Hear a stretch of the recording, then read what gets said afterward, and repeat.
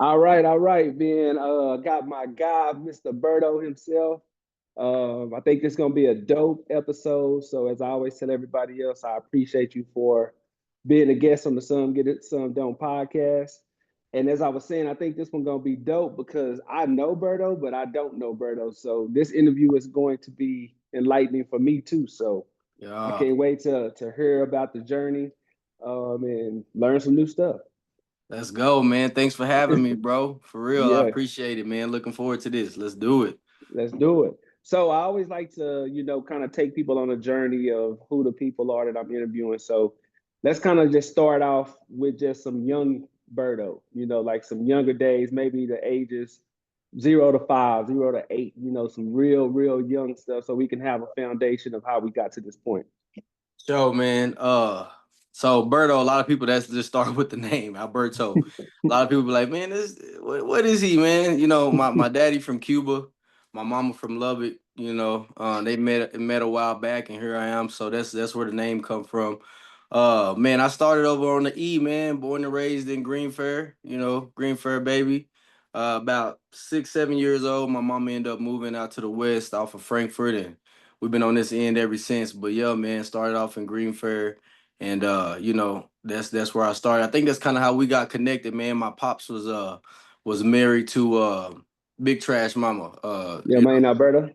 Alberta, yeah, married to Alberta, and I believe that's where we end up, meeting each other first on, and then later down the line, the crew became a thing. You know what I'm saying? So, yeah, early on, man, raised up in Green Fair, and end up shifting over to this end over here, and that's the early ages right there, man. Big in the sports early on, and academics for sure. So, like you said, we kind of met, through that marriage with your dad, my aunt. So I always knew you as Shaman. Yeah, So let's yeah. kind of talk about that. Okay, yeah. So man, all the family, everybody that really, really know me, is Shaman. That's what my family called me. That's what all my close friends and everything called me. That's my middle name, which was given to me by my cousin D Draper's mom.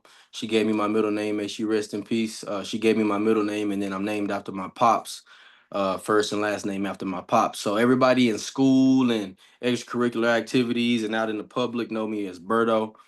Close friends and family know me as Shaman. So kind of like two people. Yeah. Trust me, it's like Antoine and Tuki, it's just like two totally different things. People be like, what? Like, yeah, trust me, it's a long story. Yeah. So, because I want to touch on this a little bit, just because I think as we go on this journey, it will kind of help people kind of understand how you became the man that you are as well. Can you kind of talk about like your upbringing with your dad, and of course with your mom being in Lubbock? So, and then of course, as you said, kind of being over there with like Trash and my cousin Boom Boom and Tasha. Like, can you just kind of talk about your upbringing and your relationship with your pops? Yeah, man. So again, Pops Cuban immigrant came here legally. He came legally in '79. He hit Florida, and then after a while, he ended up migrating on to Texas and running into my mom. And a lot of people know him, a lot of people don't. They call him Cuban Pokey. By the time he ran into my mom, man, he was full blown into the streets. And I used to resent him for that, but I realized as a Cuban immigrant, he came over here when he was almost 17, and it was very racist. And he ended up getting pulled in by a family that didn't really care too much about him. They just wanted to check, and so he was in the streets pretty quick. And so by the time he met my mom, that was his way of life. That's the way he provided for himself, and he was in the streets pretty heavy. And so met moms. A couple years later, here I am, and he went to jail about the time I was one. He went to jail around the time I was one, man, on a drug charge, and he didn't get out till I was about 13. So all them years, it was just moms, man, grinding, taking care, doing the best she can, and she did a phenomenal job. I love that woman to death. But he popped back out, got out. My mom gave him another chance. I have a little brother named Isaiah, same mom and dad, and he just repeated the same cycle. Isaiah got was born, and then end up, pops end up going to jail. But early on, I resented him. Like I said, I heard all the glory stories. Man, your pop had houses, he had cars, he brought this and that person down, he owned this big money, this and that. I heard all the glory stories, and I really resented him early on, but I began to understand his story as an immigrant, what he went through, and how his life was based off of survival and not so much love and the family dynamic. And so that just ended up trickling down the line to me. And over time, man, I heard that he had a good heart. I heard that he looked out for a lot of people. I heard that he was a really, really good person. And in that time that he got out, him and my mom was in a relationship for about 3 or 4 years out in Arlington, and I got to see, man, the man can cook. You know what I'm saying? Like nobody's business. He really do got a good heart. Very funny guy. You know what I'm saying? Give you the shirt off of his back. He just, through several years of his life of dealing, through life with survival. That's what he resorts back to in times of struggle. And he got out trying to make up for past times and show us that he, loved us and wanted to give us all these things through trying to make up for that by doing street things, and it just keeps on. He in jail as we speak right now on a 7 year sentence, and so that's been the story. But we talk every day. Love the man to death. Grateful that I'm here. You know what I'm saying. Over the years, we began to develop a pretty tight relationship. Where he understands me, I understand him, and outside of that, man, my grandpa came with him, Feo, and them the only two Cuban family members I've even spoke with or I even know. I've never met my grandma on the other side of the family, aunts, uncles, cousins. I've never been to Cuba. I do got my passport. Looking forward to making that move, but that's been another factor that I didn't realize till after high school that was really significant, but didn't have grandma to call on the other side, didn't have, you know what I'm saying? So it really began to hit me after high school. I'm like, dang, a piece of me is missing. I'm kind of got this hole that I need to fill. And so that's still something that's on the bucket list for me to do. But as far as my relationship with him, we cool now. Man, we had it rough a little bit earlier, me just being young and hurt and not seeing that man up in the stands and missing out on things that was important to me. I've got over that. I've forgiven him for that, and man, we got a pretty cool relationship right now. He should be out in October, and hopefully, we can pick up where we left off and enjoy the rest of these years we got together. Ooh, and that's why I wanted to touch on that because I think that was a big part of your life, as you said, whether it was missing or not. But the fact that y'all kind of come back full circle, y'all locked in, and obviously, as you said, being young, you kind of resented him for that. But once you get older, you understand that it's always more variables than just like, hey, I'm going to prison. Like you said, coming over here, not really having no support system and having to get it how you have to, that kind of Mhm. put him in a tough situation. So, I mean, that's dope. And I wanted to make sure that we touched on that because, as you said, a lot of times, a lot these situations don't happen. It's either my dad went to prison and I don't mess with him, or my dad Yeah, went to prison and he died, or whatever. yeah, So the fact that y'all kind of got to piece that up, I think that was pretty cool. And I for wanted to sure. make sure that we touched on that. Appreciate you for sure. I think that's significant too, for sure. Yeah. And so you kind of alluded to the next thing. So let's talk about we can go from what we just ended off to like probably through high school. And like you Mhm. said, you're not seeing him in the stands and stuff. So what are some of the things that you were involved in or kind of some highlights of your, young adult years? Gotta give shouts out to my Uncle Maury, Uncle Jay, my family, man. They really stepped up in the place of that. They was at some of the games that was supportive and you know what I mean, really, really stepping in and showing that love that family's supposed to show. Sports was huge for me. I played sports all through high school, wrestled the first year, did some track, did mostly football. And that's something that really kept me in alignment and kept me disciplined. You know what I mean? Just having that coach like a father figure to me that would show up to class, he would call, pick me up. You know what I mean? I ended up getting into boxing a little bit, which also kept me very disciplined. And so these are some things that I attribute to where I'm at today. Um, I would say that, you know, I use my situation. I began to use my situation as motivation instead of as a crutch. I began to look at my situation as, you know what, I'm gonna be better than the person that birthed me. Speaking for my dad, I'm gonna show him that I'm not gonna be a statistic. And so I began to use that pain and that hurt as fuel to propel me and motivate me and to allow me to be a better person. You know what I mean? Also, Alberta too was a huge role in that. She did everything she could to, and still to this day, we communicate a lot. I consider my second mother. That's my godmother, and she was huge in popping up in intricate times in my life and important times in my life. My mom working hard, doing everything she can, always supportive. You know what I mean, and just never let me down, never missed a beat where she could. So sports was huge, immediate family was huge, you know what I mean? And I graduated Monterey in 2010 with honors. I was an honors grad, did great, went on to go attempt a little bit of college before I got into full blown into the barber thing. But yeah, boxing and sports was huge for me.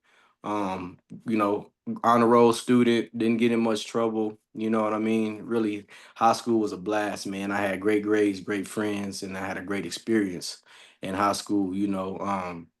As far as any hurdles in high school, those were the only things, man. Just pops not being there for graduation, pops not being there for some of my highlight reels and things that I felt was significant to me. I got involved in Young Life, which is a Christian-based organization. We went out to Colorado, and it was, we had church night every night, and I stayed rooted in that, and just tried to surround myself with people that was really positive. I thought I was a little tough. I used to claim, a couple of, some colors, and you know what I'm saying? I went through that phase of throwing up the dove and, all that, just some immaturity things, you know what I mean? But overall, I It think just I was had our the, environment, brother. It was our yeah, environment. yeah, yeah. I was kind of juggling that life, but I end up shaking that and moving on to Dallas after I graduated. And so I think our high school overall, I would look back as a positive experience. Good. And that's dope to hear you say that because as I said, starting the video, like I know you, but I don't know like the little intricate things that you kind of went through. So I Yeah, thought the boxing thing came like later on in life, but obviously it came earlier on in life, which yeah, kind of explains how you are now because I see how you are. If you set your mind to something, you very disciplined, you're gonna get it done, you're gonna take the yeah, necessary steps. Even if you have, setbacks or challenges, you just keep moving forward. So kind of like a boxer. So that kind of explains like your makeup, you know what I'm saying? So that's kind of cool to see that yeah. perspective and how that was kind of instilled in you at an early age and you're still carrying it on. So that's pretty dope.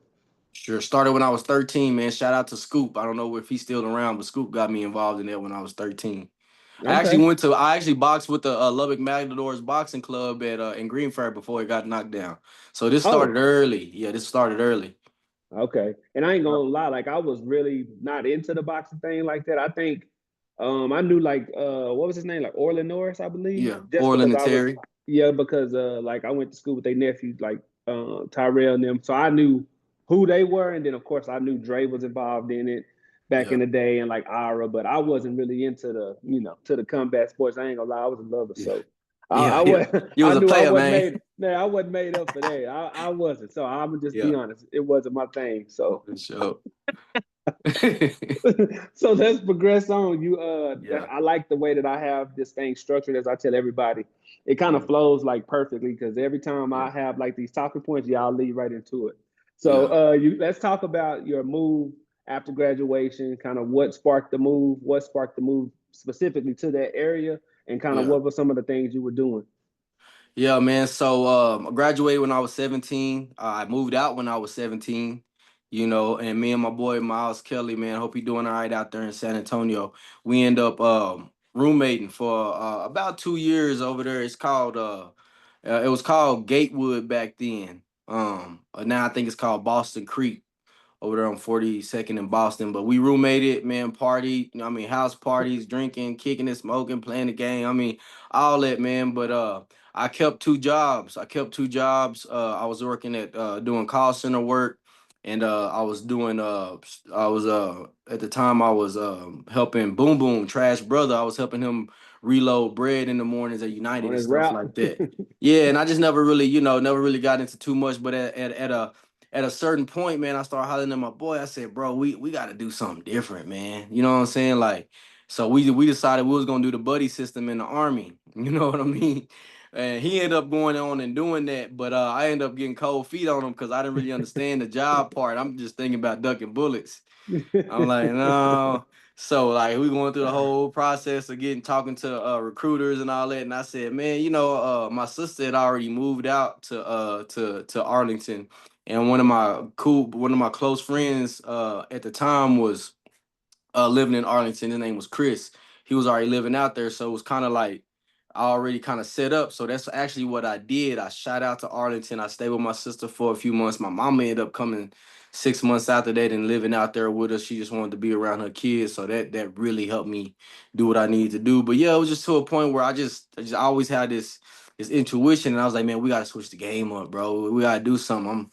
We Army, whatever it is. So shot out there, man, and ended up I went to TCC Southeast Campus in Mansfield for a semester. Linked up with my boy Julius. He from Lubbock. And I was already cutting hair in high school and all that. I started at cutting hair about 14 or 15, messing people up, pushing their edge ups back and stuff. And so that was my little hustle when I got out there. I was charging $10 a cut while I was in college, you know what I mean? And Jew was like, man, you cut. He was going to Texas Barber College at the time. He was like, man, get in school, bro. Go ahead and get in school. Cause school wasn't hard for me as far as the educational college side, but I just wasn't motivated.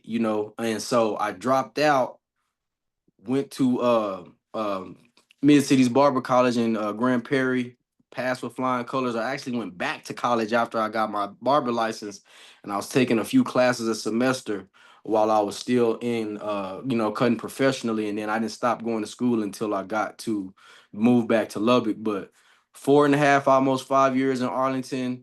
I worked in the Parks Mall with Julius for a while, bounced around to a few other shops, and had a great experience out there, man. It really, showed me how to hustle, how to survive, and it was really something that I was able to utilize when I moved back to Lubbock. Loved it out there, man, and I just wanted to do something different, man. I felt like I need to get out of Lubbock, not down in Lubbock. I just felt like I need to get out, see the world, explore. Dallas was a convenient place, one, because it was close, two, because people that I was familiar with was there. So that was why I went that direction. Okay. So damn. So you kind of felt like you needed to get out of Lubbock, which you did a good job. You went and tried school for a little bit, ran into Jew, made that connection. Then Hmm. bam, the light bulb come on with the barber stuff. So what inspired you to come back to Lubbock after you, like you said, I had to do something different? Was your plan always to come back to Lubbock, just kind of go get your feet wet, explore and come back, or just something bring you back? Nah, something brought me back, man. So I was making good money. I'd been licensed a couple years at the time. Life was good, but I actually was down there. My ex moved down there with me. My ex moved down there with me, man. An old situation. And so we went to college together. You know what I'm saying? She was going to TCC. We was grinding together, high school sweetheart type situation. And we fell off, bro. We fell off. She ended up shooting back to Lubbock on me. I was single for about 8 months. In that time, my sister had moved back. My mom was planning to move back, but I was cool. I was linked up with you. Had my boy Chris out there. Everything was cool, but I was still in love, bro. And I had several people tell me, man, don't take your ass back to Lubbock. So it wasn't like a financial situation that was never a part of the plan, but we ended up chopping it up again after about 8 months, and she talked me into coming back. I dropped everything, came back, man, and in 6 months of coming back, I got engaged, and that didn't work. So I got within 6 months of coming back, got engaged, didn't work, back single, back in Lubbock, at my mama house, and left the apartment, you know what I'm saying? So just chasing love, bro, being young, thinking that, I could make it work, and so that's kind of how I ended up back here. And then, ended up being a blessing in disguise. Things just began to take off, you know what I mean? And work out for me in a way I didn't even see, so. But yeah, that's how I got back. Not a part of the plan. I was gone. But we do crazy things when we think we in love, man. Hey, I've been there too, so I know exactly what you mean, brother. I know what you mean. So, for Yeah. just a point of reference, how old are you at this time? Around that time, I had to be about 22, 23, man, when I moved back. I graduated barber school right when I turned 20. I graduated barber school. I was about 23 when I moved back to Lubbock. You know what I'm saying? And came right back, jumped in the apartment, got in the shop. Things began to boom on the business end pretty quick because I'm from here. Hey, Berto back in town. He chopping. They've been seeing the cuts and the progress and supporting me from a distance on social media. So yeah, I was about 23 when I moved back. Okay. Yep. And that's what I was gonna ask because that's good that you get love and support back home because a lot of people don't, which Yeah. is ironic. Like you had to move not because of that, but you moved, Mm, did what you did, came back. So a lot of times when people see you doing something big and you come back, it's always better than you trying to start it from there. Not to say right. it's impossible, but it's Yeah, more likely. So for with that sure. being said, I was gonna ask, what was the challenge of kind of coming back home because you living in the Dallas area. You got your clientele built up. So you just alluded to it that it started booming. So did it boom like off the top, or did it take a little transition time? Like what was that like coming back? Man, I'm gonna be honest, and a lot of people say Lubbock don't support, and I see that, I get it. Some people, I mean, I can't control it. I don't know, I don't got the answer, Sway. You know what I'm saying? But luckily for me, man, like it didn't take long, bro. Like my skills was already pretty good. I had been cutting a few people before I left, and so I went and perfected that craft, and then I came back, and so, and man, I mean, I would say in about 6 to 7 months, bro, I was dang near booked. Booked and busy, Um, baby. yeah, man, and people was just there was a Berto back, and then I was like halfway booked, and the owner of the shop that I was working at, Frankie, he ended up hearing all my story about how I like the city and all that. He ended up dipping to Dallas and leaving me to run his shop, and so half of his clientele went to me, and half of his clientele went to his twin brother, and so that pretty much filled the gap. After that, I was just rocking and rolling. Within the first year, man, I was doing numbers, and I'm grateful for that. It didn't take nearly as long as it did out there in Arlington for me to build that clientele where I was booked at. So it happened pretty quick, man. It really did. Okay. And sorry if I'm wrong, but is this the shop that was on 34th or that was not? Nah, yeah, 34th. Okay. It's called Fly Barbers now. Shout out to them and all love, man. That was the only shop I've worked at since I've been back in Lubbock almost 11 years now. Frankie gave me a chance, let me open up a clothing store inside the barber shop. That was my first clothing brand, and he showed mad support, man. And I ended up leaving there and coming to where I'm at now in this building. And I've been doing this for a while. But yeah, that was on 34th. Okay, I thought so. I don't know if you remember this, but I had brought some cats from out of town with me. We pulled up on you and you cut all of our hair. Yeah, yeah, I do. That's the support I'm talking about. I remember that, bro. For Yeah. sure. All my boys came into town. I was like, shoot, my boy Berto cut. We can go over here and get one. I mean, obviously, as you said, you was booked, but you still made time, cut all of our hair. So that was pretty dope. So I Yeah. appreciate you looking out for us. Likewise, bro. So now let's get into some stuff that we both can talk about, but you Mhm. just mentioned it as well, like the clothing brand. What inspired a barber to go on the merch side? Is this something that you've always kind of thought about, or did something trigger this initiative to say, man, you know what, I can have some merch? Yeah, man. So I had started a little clothing line, but it wasn't official like I did with this one, the LLC and getting everything legit. I started a little barber brand in Arlington. And I cannot remember the name of it, man. Barber Life or something like that. So I was making a few little shirts out there, and as well as the art, I started painting out there too. I know I hadn't mentioned that, but I started I painting was out there. That was coming next, so I'm glad you combined the two. Yeah. And so when I got back to Lubbock, as far as my it's called 24/7 Apparel Co. What got back to Lubbock and being a barber and correlating the two is I felt like, man, I've been grinding so long and I put so much work in. And I'm on the grind every day. And so that's what started the 24/7 thing. Not that I'm working 24/7 literally. It was just the idea of like 24/7, 365. It's for everybody. Whoever's chasing their dreams every day, putting the work in, trying to become a better person, grinding. That became just my mantra at the time was 24/7 with grinding. And so I end up just, kind of captioning that and great making that into a clothing line and it did pretty well. It's kind of trickled down a little bit, still a LLC still active, but it was just the grind mixed with trying to figure out how to generate more income at this point.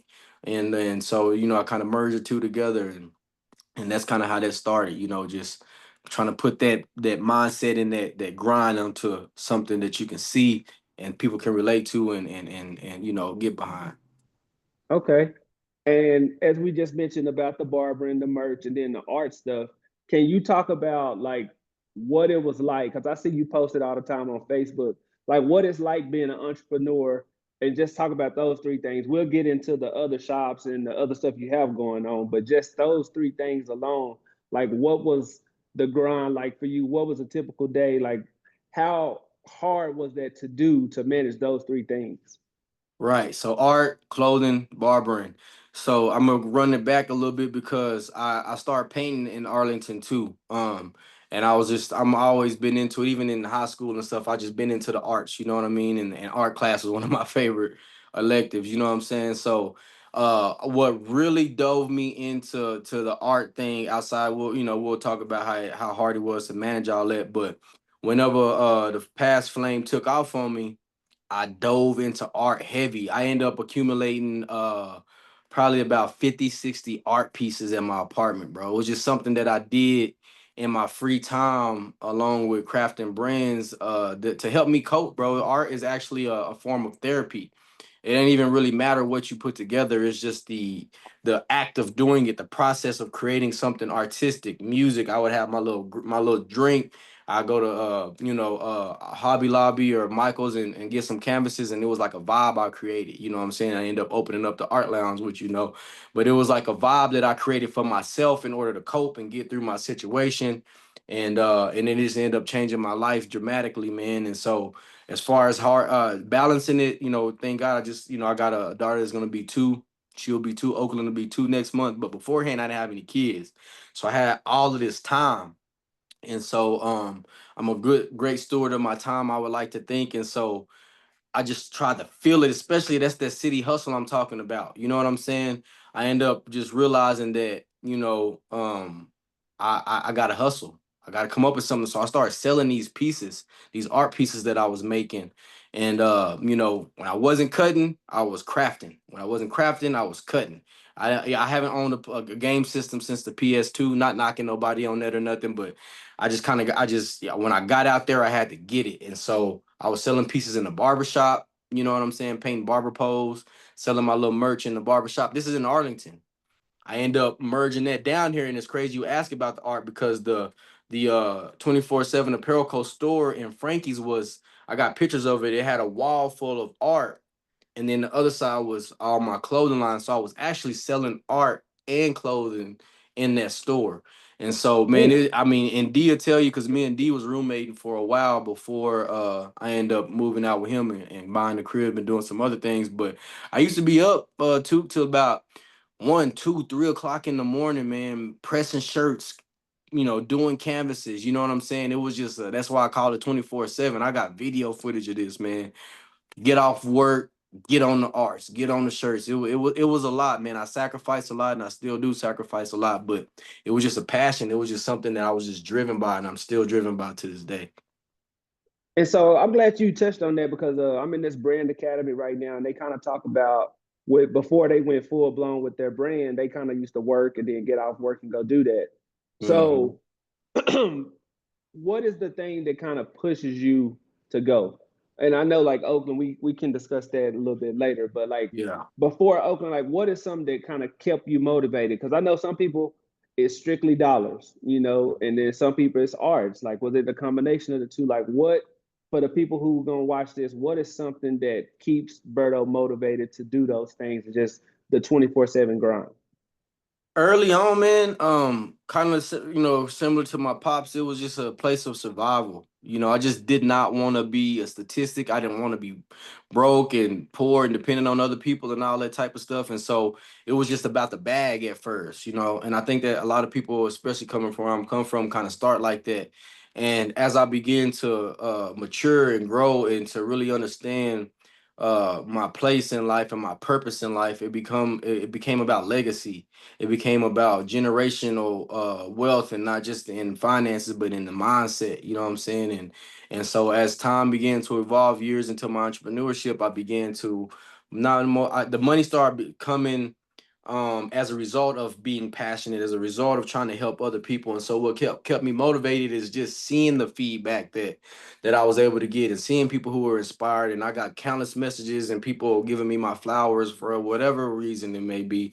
Just man, I see what you're doing, bro. Keep doing this. You're gonna be great. I've had people tell me I'm gonna be a millionaire. I've had people tell me that they don't say nothing a lot on social media, but they'll inbox me or call me. And so it began to just turn into a purpose thing instead of filling up my pockets. And as I began to follow the purpose and the passion, and wanting my family to be better, and I wanted to be able to help my mom and be in situations where I can provide for them, it was also about bringing people up and motivating other people, man. And so it started with money, as far as the drive, and then it just became legacy. I just had a drive. I just want to be great, and I want to be inspirational to others, and I want to, inspire people from the backgrounds that I come from and the streets that I walk, that there's more than one way to skin a cat. You can be creative, you can be an art guy, you can do these things and still be cool. You know what I mean? So now at this point in my life, it's about bringing people up. It's about legacy. It's about leaving something that was not left to me. You know what I'm saying? That from people behind me, whether it be my children or my family, that they can grow from. And see, and that's why I wanted you to touch on that because I I don't want to say 100% of the time, but a lot of the time when I ask this question to people, when they actually start doing it because it's a passion or, like you said, for another reason besides yourself, the money hmm always come with it. It's kind of Facts. funny how that kind of works. So that's why I hmm just wanted to ask that question because I know sometimes you have to do it for survival. You have to pay your bills, things like that. Yeah. But a lot of times when Yeah. you're chasing money, you don't think about the big picture. You're not thinking about others. So you Yeah. probably not gonna get it, or something gonna happen to where you lose it, or something like that. So I thought that was pretty hmm dope. So Yes, I'm sir. glad you said that. No doubt. Thank you. So the next two things I'm gonna kind of combine them because you touched on one a little bit and one not so much, but I know it's something that's at the forefront of your life. So I want to talk about like your relationship with God and your relationship with family, like being a father now. Great, great question, man. So family has always been, I started family has always been, big to me, and something that I really value. But in being entrepreneur and doing all the things I do, I've had to sacrifice that a lot. And people, misconceptions from people who don't actually understand what it takes to be an entrepreneur and survive and provide. They start to think that you're selfish, and in a sense, you do have to be selfish to live this type of lifestyle, to be able to navigate and pivot and stay ahead of the curve to bring in income, because you're not getting a check. You do have to have a form of selfishness. You know what I mean? But at the same time, I don't think that money is not more important than family.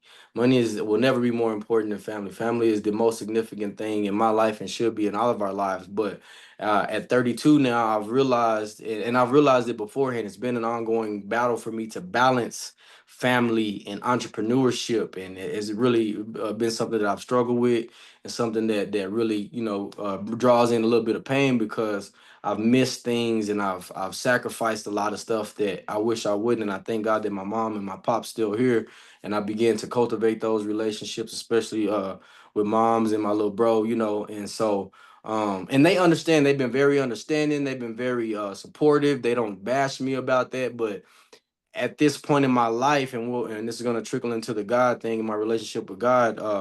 At this point in my life, I've really began to understand that I have to navigate this different. I have to delegate tasks to people. I have to begin to um, really focus in on family more, man. Especially being a father now. And so in January, I got baptized. At Church on the Rock South Campus. Always been a believer, born and raised in church. Me and Trash used to walk to church every Sunday Hope morning, you know deliverance. what I'm saying? And my granny as well was gonna make us go. And so it was a tradition. It was just something that we did. We go to church, go eat. But I had never pressed in. I had never pressed in like I pressed in now. I don't smoke and drink no more. I've really made a turn. And what led me there, because I've always been a believer, I always prayed, but what led me to that baptism thing and to really press in was, coming into a point where another heartbreak happened. You know what I'm saying? And I actually saw this video called "Heartbreak and God's Timing" by Jerry Flowers. I encourage anybody that's gone through that or going through a heartbreak to check out that video on YouTube. "Heartbreak and God's Timing" by Jerry Flowers. And in my past, going through struggles and going through heartbreak or whatever it may be, I've looked to drugs, alcohol, you know what I'm saying, partying, or maybe consuming myself with more work. But man, something clicked in me this time, and it was like, bro, press in, like press into God, man. You know what I'm saying? And try him. You done tried everything else. Try him. You're going through a lot right now. You just had this kid, your mind is all over the place. Press in. So I began to Bible study with my boy Josh Olivo with the Humble Hustle. We began to get up at 6 a.m. Friday mornings, Bible studying. You know what I mean? I was already a part of the church. They presented us with this opportunity to get baptized and do a 21-day fast. I've never fasted. And so I started a 21-day fast in January 6th. Just I'm a competitor. I'm an athlete. I don't like to lose. I don't like to fail. And so I took it as a challenge. And it's like a spiritual fast. So you gotta read a scripture every day, you know what I'm saying, and give up things that's controlling you. So I gave up alcohol, I gave up THC, I gave up vaping, no red meats. I was working out every day. I was Bible studying, man, and I came out successful in what I feel like I was successful. I had a great encounter with God on a spiritual level that I've never encountered. I was in the best physical shape. My mindset was different, man, and it was just an unbelievable experience for me, and I'm still rolling with that. And so, it was heartbreaking God's timing, man, that pulled me into that. And now I'm a volunteer at Church on the Rock doing youth ministry for the last 4 or 5 months, and it's been a great experience, bro. It really has. Man, I love to hear that because I have so many other friends besides you, like that I'm close to, that also have told me that same exact thing. And it's crazy because you know how they always say, and of course, I'm not like a horrible person, but I just feel like I need to do the same thing and just press in, because I Mm, think sometimes we, as you said, you try everything, whether it's more work or doing this or drinking or alcohol, or drugs, whatever your advice is. And then it's just like you already know what the simple answer is. Like you mm, just trying to avoid it and push it down the road. And hopefully, the good Lord spare you and give you time to actually make those changes. So that's yeah, good to hear that from you. That's kind of like another eye opener for me to say, hey, bro, it's yeah, time to do something different. yeah, so yeah, thank you for man. sharing that. Yeah, no doubt. I appreciate it, man. And I'm gonna throw this in there before we get to the next subject, man. For me, uh, man, I took a good hot shower that day before I was getting ready to commit to that 21-day fast, man. And it was the first time I prayed with conviction in that shower because I was really going through a lot, man. And I asked the Lord, I said, Lord, man, take this THC away from me, take this. And I ain't really just struggled with. It was just something I've done casually my whole life. It was never really nothing that I was like struggling with, but I wanted to rid myself of anything controlling me. And so, man, I said a prayer that day before, man, and I just said, man, make it easy on me. I don't even want to have no I don't like, man, bro. That's exactly what he did, bro. I just dropped everything cold turkey, man. No women. I did something called semen retention, no porn, no nothing, man. I did all of that, man. And man, bro. So just throwing that out there, and it take different things in your life to everybody on different paths, different ages, different things. But it was something that happened in my life that drew me closer to him and made that situation put it in the forefront for me. So yeah, man. But still good to hear from that. Good to hear that from you.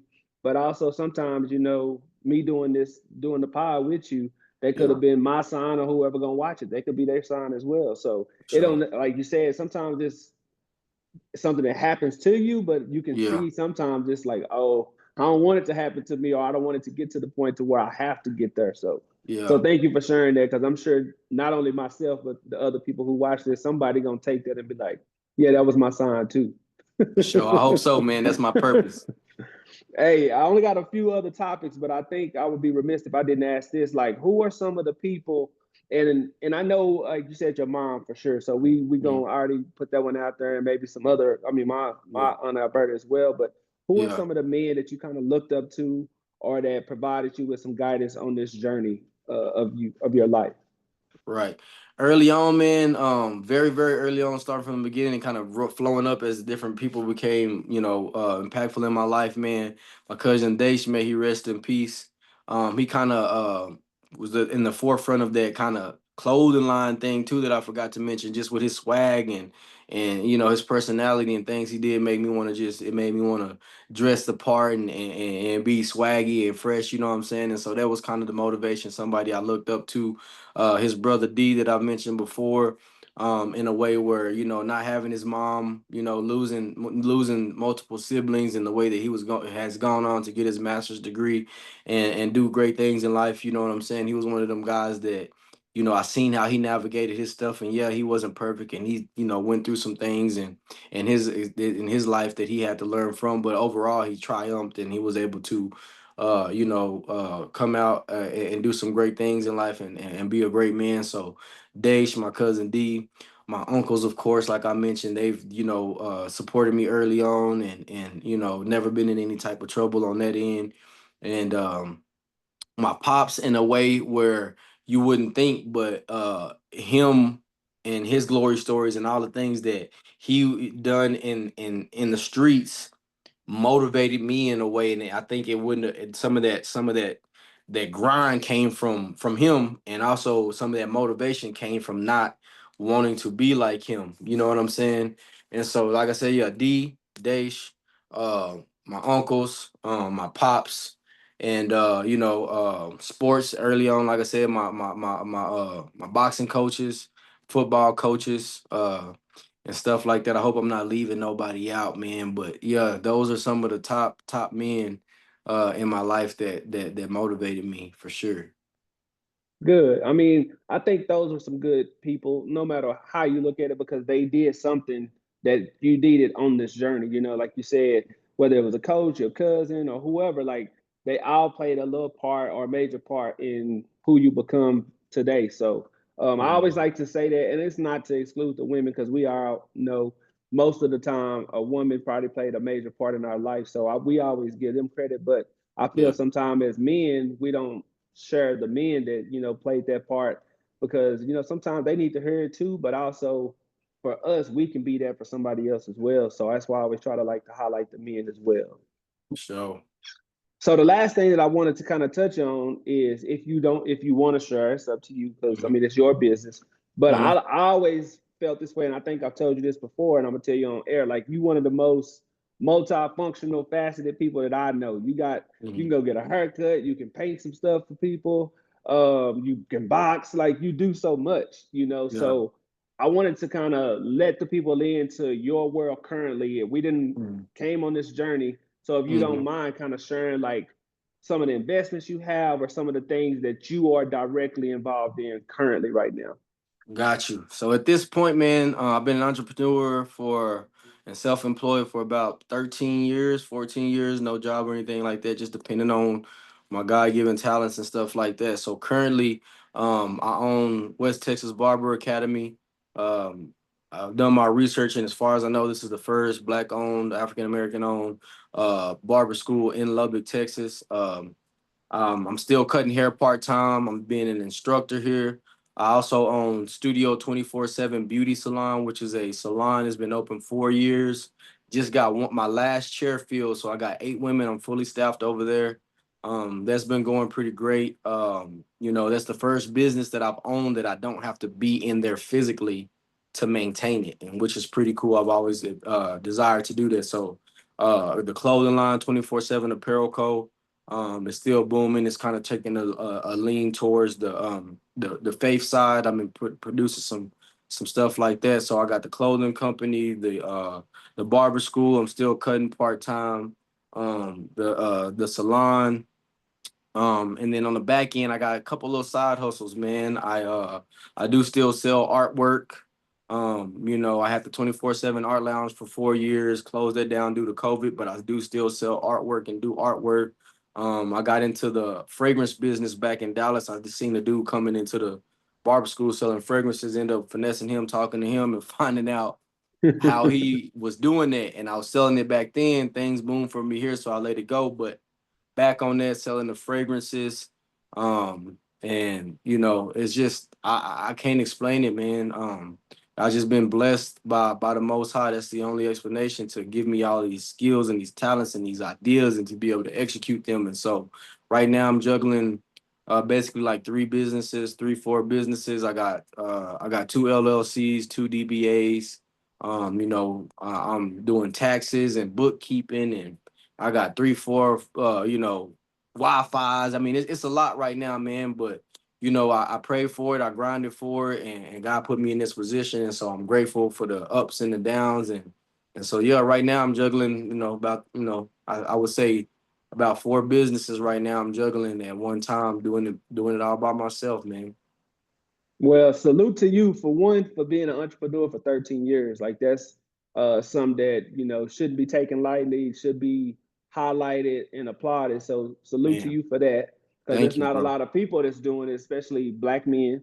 So Yes, once sir. again, salute to you for that, Thank and you, the big time. ability to juggle four businesses Hmm. and to survive through COVID. So, Yeah. hey, Yeah. man, you're doing a lot. You're doing a lot. So I wanted to Woo. make sure I gave you your flowers, but I also Yeah. wanted you to kind of promote yourself as well. But Yeah. yeah, that's Thank you. dope. That's dope, Thank bro. you. Like I said, because there's not a lot of people doing that. And the last point I'm gonna make is at 32 years old as well. Like, Yeah. bro, that's Yeah. crazy because a lot of Thank us you. don't really get to know or learn about entrepreneurship until we 32 or 35. Like that's the nowadays it's changing, but for Yeah. my age group, we Yeah. learned about this at a later age. Like you've Yeah. already been in it 13 years. You know what I'm saying? Yeah. So Yeah. so that kudos to you, man. Man, Kudos to thank you. you, Took. And just, man, want to give you your flowers too, real quick, man. Before we end, man. You've always been supportive. You always been positive. You've given flowers off cam way beforehand. We've chopped it up personally. I've given you flowers, and I respect everything you got going on. I appreciate you having me, man. And the man that you are, and the things that you've doing, and you've moved out. You know what I'm saying? And you got your degree. You following your career path. You pushing your stuff, man, and doing the podcast thing. So just want to drop your flowers back on you, man. I see how you moving. I see what you're doing. I know things ain't always easy, but there's a lot of people who aren't scholars that come from where you come from, and so I just want to make sure I drop flowers right back on you, man. You're doing a great job. If don't nobody tell you, I see you, Hey, brother. man, I so appreciate that because a Yes, lot of sir. times, once again, us as men, we feel like we can't do that. But as you said, I don't mind. Like I don't mind telling people they great or I Yeah, admire what they doing. Once again, especially us black men. So I appreciate that. But most no doubt. importantly, man, I thank you for making time. As you said, being a business owner, entrepreneur, I know your schedule is probably tight as hell. But Yes, I sir. want to say this and be transparent, man. I hit him up today and said I need you on the pod. He said let's make it happen. Yeah, So I my want, well, guy. was it maybe yesterday, but anyway, Yeah, he came yeah, back and turned it around right away. So yeah, salute to you, man. I hope once again people watch this episode, and maybe they hear something that takes them on a different path, yeah, get closer to God, maybe start entrepreneurship because I think this is one of the doper interviews that I've had because I mean it's yeah, real. I learned a lot, but I yeah. just like to see the growth, in people. And so I think it was dope. And just like I said, I appreciate you for making time today. Yes, sir. Appreciate you for having me, man. I look forward to anytime you need me, man. Holler at me, bro. I'm definitely willing to jump back on. Thank you for having me too, brother. All right, man. Well, you enjoy the rest of your night. Likewise. All right, brother. All right, one.